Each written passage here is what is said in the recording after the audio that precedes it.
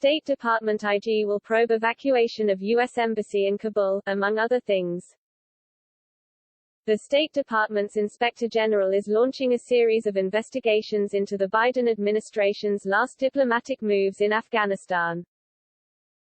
The reviews will focus on the State Department's Special Immigrant Visa Program, Afghans processed for refugee admission into the U.S., resettlement of refugees and visa recipients, and the emergency evacuation of the U.S. Embassy in Kabul, according to an October 15 memo to Secretary of State Blinken, first reported by Politico and confirmed by Fox News.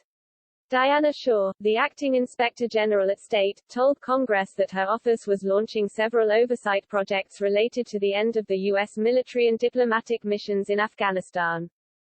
Given the elevated interest in this work by Congress and the unique circumstances requiring coordination across the Inspector General community, I wanted to notify our committees of jurisdiction of this important work, Shaw wrote in a letter to the Foreign Affairs and Intelligence Committees of both the U.S. House and the U.S. Senate.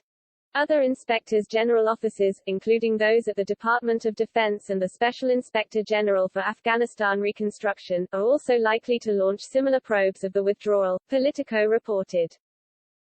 Critics have faulted President Biden for holding to an arbitrary August 31 deadline for the removal of U.S. troops, even though it seemed unlikely the military would be able to withdraw all troops and civilians by that time.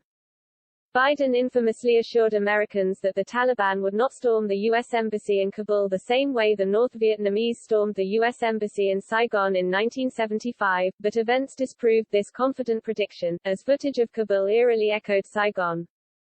Retired Lieutenant General Keith Kellogg, a Fox News contributor and former acting national security advisor to President Trump, told Fox News at the time that Biden owns the Afghanistan withdrawal disaster, and that the Afghan power vacuum Biden left behind is much worse than the power vacuum in Iraq that spawned the Islamic State in Iraq and Syria, ISIS.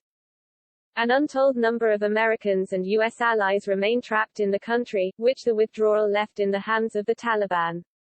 Retired military leaders have called for the mass resignation of Biden's diplomatic and military leaders in the wake of the fiasco.